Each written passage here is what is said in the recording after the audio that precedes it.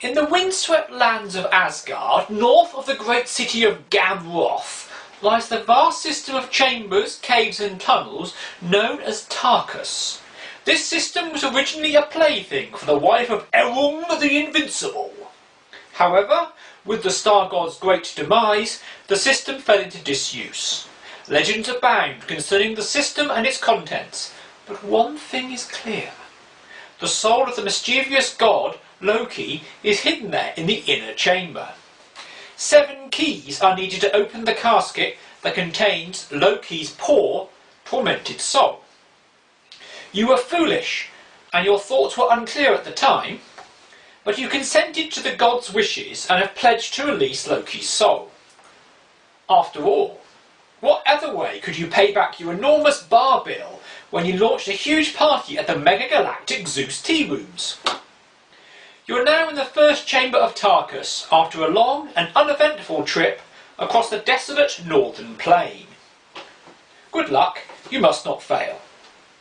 So this is another adventure from Adventures from Your ZX Spectrum from Virgin Books. It uses high resolution graphics. It's also available on the BBC Micro. There's a link to an online version there. So I've typed it in. Let's have a look.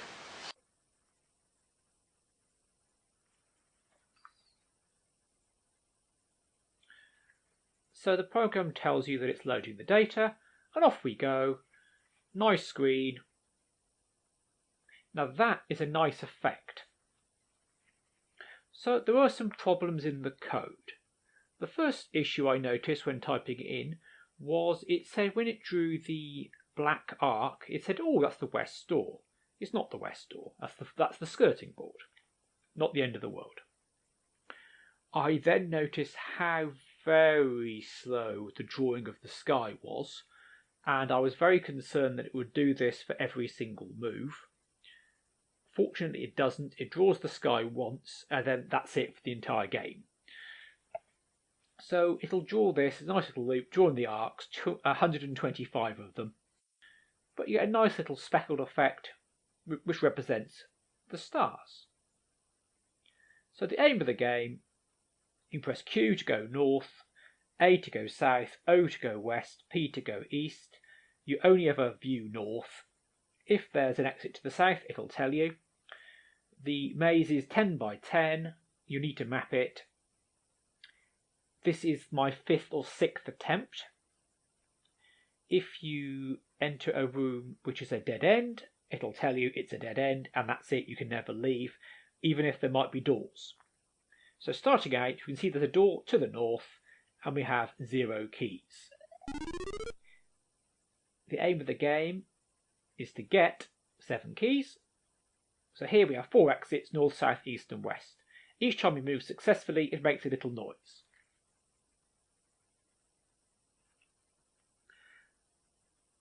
And then it will undraw the doors, and draw the new doors. So here we can go west or east. Again, moving around. I have been making a map, which you'll see the map at the end, because if you go into a place that's a dead end, you're out of luck. So I mentioned this is the 6th or 7th attempt. In my previous attempts, I've hit dead ends. I also couldn't find any keys at all, which was a bit of a problem. So I looked at the code and was trying to work out where I would find a key. That was a key. And I hit various issues. One of them was the code has a nice display of user displayed graphics when you find a key. Unfortunately, in the source listing, it is displayed as 4 spaces. Presumably, you need to put the graphics command on and put the characters in. It doesn't tell you how to do that, so I just had to make a guess at it eventually, which is a shame because the characters are quite good. There's 5 of them, A, B, C, D, E, but I made a stab at that'll do. The worst problem is there's code to make sure you don't go off the end of the maze. So if there's an exit there, you can go through it, but also as a double check, if you try to go south, and that will take you outside the maze. That will stop you. The problem being, you need to get to room 100. The check goes, oh, you can only go south if the room you're in is less than 90. So if you're in room 90 and want to go south, and you will need to do that to find a key, you can't. So even though there's an exit south, it won't let you. There's a lovely magic key. So you need to fix that. It's easy enough to fix, but does make the game unwinnable. So after fixing that, I managed to get into that room, room 100, and there still wasn't a key there.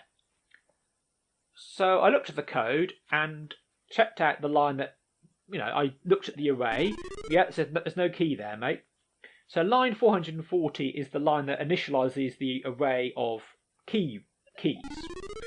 And unfortunately, at some point, I deleted that line, rendering the whole game unwinnable again. So once I put that line in, saved it, got my map out, and gave it a go. So here we are, actually finding keys.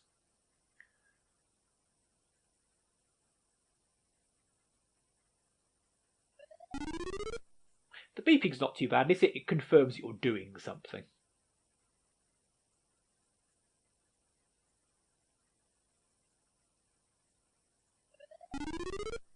So you saw earlier there was a strange scrolling effect on the second page of instructions, which I skipped through because I was in a bit of a hurry. If you print #0, it prints to a stream instead. And I can't find any documentation on what #0 actually is. Oh, there's another key. You have to press T to collect the key. In the BBC Micro version, it collects it automatically, because why wouldn't you pick up the key? So yeah, print to #0. I did a little experiment where you print to #0 and it puts it on the screen. It doesn't do scrolling if you do that. But the code is quite elegant and it gets quite a nice scroll effect. So I did 10 clear screen, and then for n to 1 to 10, print #0, hello, next n, go to 10. And that just pops up the screen as a nice telly type effect. It's rather jolly. So I've currently got 3 keys wandering around the maze. The aim of the game is to find all 7 keys, and then make your way to the inner sanctum. Unfortunately, it won't tell you where the inner sanctum is unless you have all 7 keys. And if you come into a dead end, then it's game over.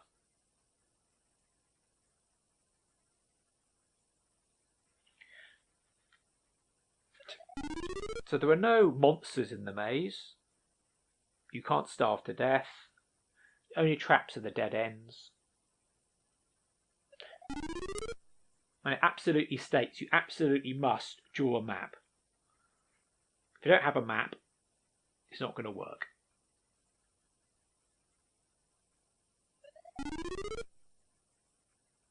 But I do like the high resolution graphics. The doors are different colours. Here you can go north, south, east or west. It'd be nice if it told you which way you'd gone. Or if the floor changed colour occasionally. Because you absolutely have to. Here I can only go west.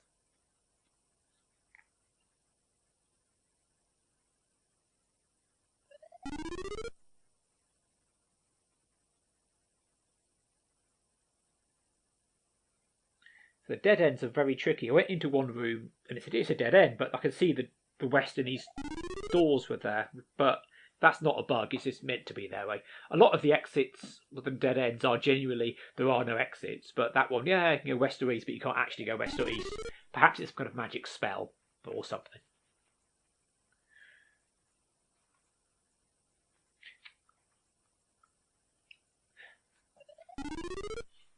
One of the issues I had with typing this in was the great number of data lines. Line 460 is just the data for the user-defined graphics, which is fine.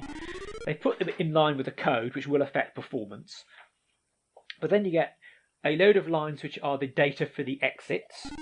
There are 100 rooms. Each room has 4 potential exits controlled with a 0 or 1 flag. The first one being north, second one being south, then it's east and west. And obviously then you've got 20 data points 0 or 1 per line, and then a vast number of them. At the end of those, you've got 2 lines of 50 numbers each. Most of them are 1s and 0s. That's for putting the keys in. And for that one, I'd say, well, don't do it that way. That's just rubbish. There's only 7 keys.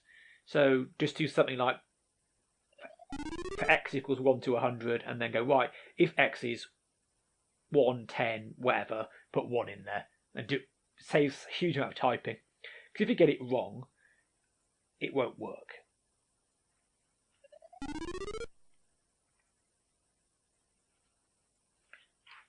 But that's a pretty game. That's a nice. I like the print hash thing. You'll see print hash again. Oh, there's another key. It's a nice flash. So without the user-defined graphics, you'd have just have seen 2 rows of 4 spaces, which is a bit stupid and doesn't look like a key at all. Even my cardboard keys are a bit more exciting. The code also starts with a line 0 CLS, which obviously cannot work in BASIC, which is rather odd. So it's available on BBC Micro as well. The BBC Micro has rectangular doors and it's red in colour, rather than this attractive blue circular rooms we're exploring. We now have 3 keys left.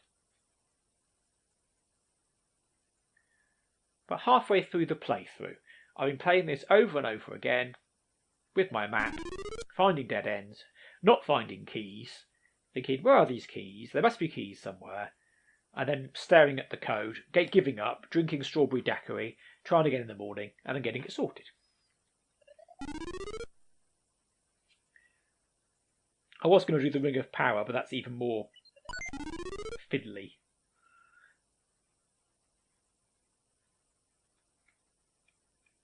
But it's a good book, The Adventures of Your ZX Spectrum from Virgin Books. Everyday Adventure's a strange one. We'll get to that in the future. 5 keys. I've got the key. I've got the secret. I've got 5 keys to Loki's tomb. I've got the key. I've got the secret. I hope you're keeping a map. Then we have exit south. A thing to be aware of: once you work out where the inner sanctum is, there are 4 ways to get to it. Well, one of them is blocked by a wall. The other 2 are dead ends. So you can only get to it from one direction. This is very sneaky, but it does give you a lot of. I've had a lot of value out of it. I've typed it in I've typed it in, and had a good couple of hours play out of it, which is pretty good for a type-in. And the bugs I found were literally not having the key graphics, which you'd still see there was a key. It'd just be a flashing thing. The nastiest one was that you couldn't go south, and I spotted that. I thought, it says there's an exit south, but I can't go south. That makes no sense. And that's put less than or equal to, and that's easy. And then the worst thing is I think I must have deleted the line which had set up the array. Typing in the data lines was a pain. Especially when I'd spit out the data lines for the keys because it was 50 zeros and ones. It was like really hard to do, so I did each individual line at a time, and that wasn't too bad. 5 keys. I've got loads of books to type in now. I was a bit worried I've run out of type-ins to do. I've got absolutely loads now. I had some Waterspoon books. So you're not going to be running out of nonsense from me anytime soon. So there are 3 more adventures in this book, one of which I have typed in. It doesn't quite work yet.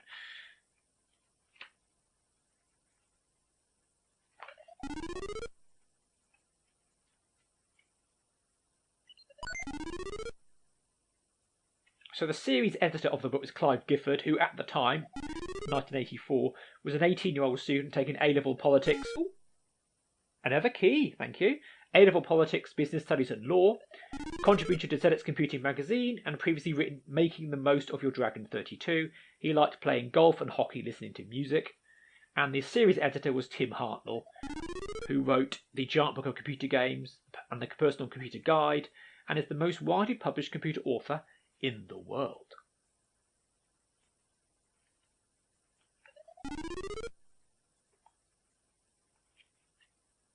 And at the end of the book, well, while you're watching me wander around, I may as well tell you what else is in the book.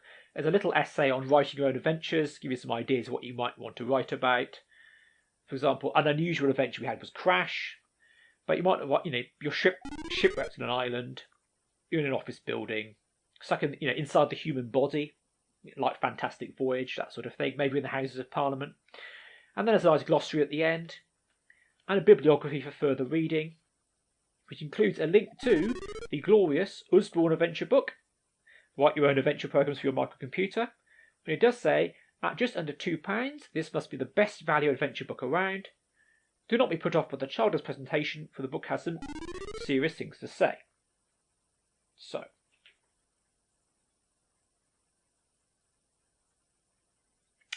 Six Keys.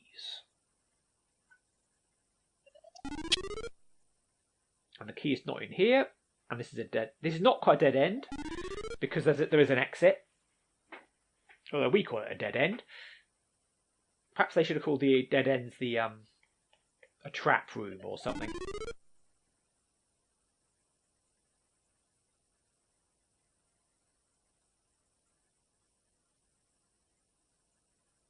As it's a basic game, you have to press the keys, and sometimes it doesn't quite take action instantly. So it all depends on how often you press the key. And then after you press the key, you'll sort it out. It is fairly responsive, to be fair to it.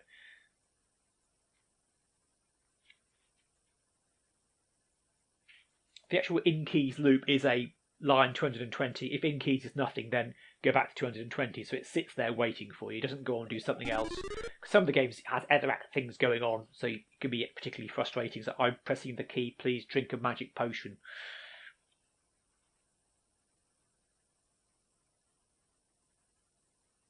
So with the map, you have to find my way to the last key, which is, I believe, in the top left-hand corner, and then very carefully find the way to the inner sanctum without going through any dead ends. Because, of course, you can't go through a dead end because you just die. Here, nice east-west corridor. The only way is onward. There is no turning back.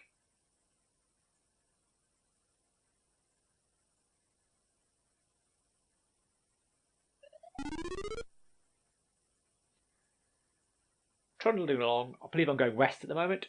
It doesn't tell you, but that's what I am. Because I need to get the last key.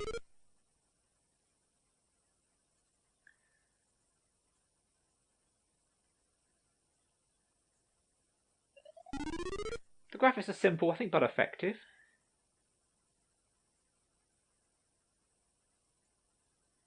Must be going north here. The tulip-shaped doors are quite cute. The BBC one says bog standard dungeon doors. These look a bit more alien and unusual.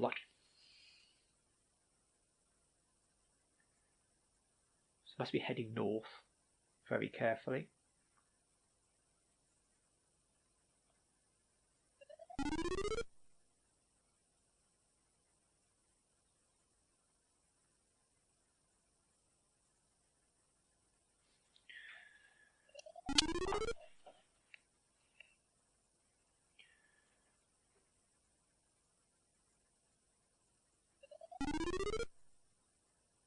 Final key. So now we have 7 keys.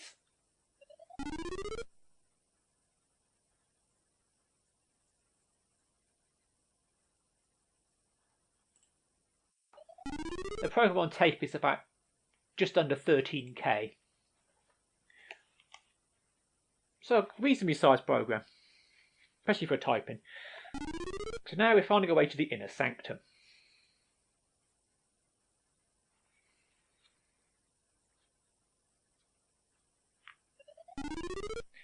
In terms of lines of code, it goes up to line 1470. It isn't bad.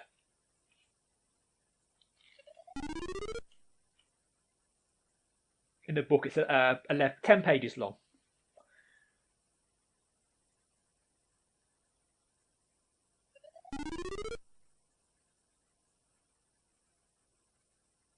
Pearl Diver was 7 pages long, for reference.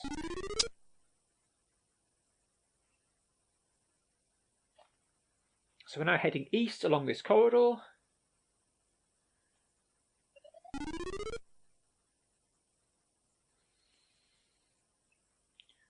To find our way to the inner sanctum, which can only be approached in one direction, which is from the east, so we have to go around to get to it. So you go east along here until we hit a dead end.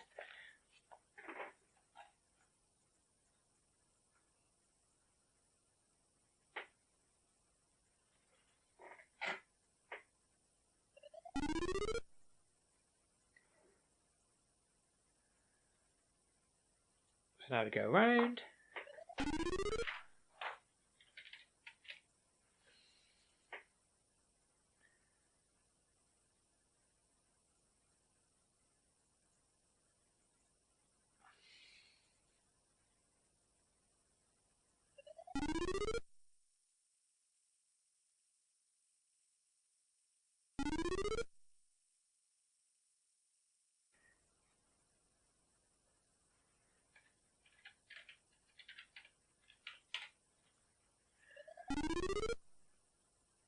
And prepare yourself for the excitement of the inner sanctum.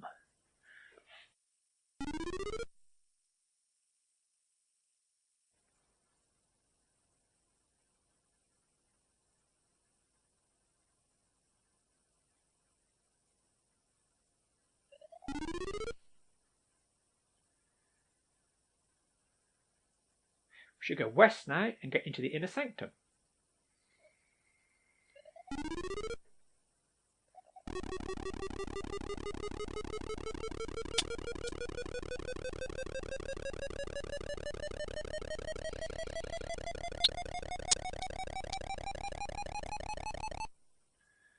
Well done. There's one final task though. The Guardians of Tarkus, now long dead, have left a water valve on the box containing Loki's soul. It's a water valve puzzle. Will it involve moving water between 2 different jugs? I'm not sure. The valve needs 21 litres of water to open it, but we've only got sand, which weighs 15 times less than water. How much is needed and quickly? We only have 30 seconds, and press a key when you found the answer. 21 litres of water, only got sand though. Sand weighs 15 times less. What is my answer?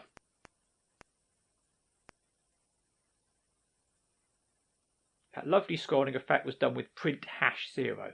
Isn't that beautiful? We have freed Loki's soul.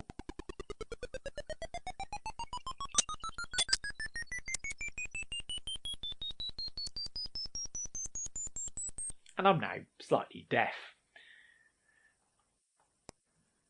Thank you for watching that rather long playthrough of the 7 Keys of Tarkus. It was rather nice having proper graphics for a change, rather than just texts or little user display graphics. It's a shame they couldn't put the actual keys you needed for the real graphics in there. But I did enjoy it. It was good. I think this is my favourite of the adventures for the Spectrum so far. Thank you for watching, and hope to see you again next time.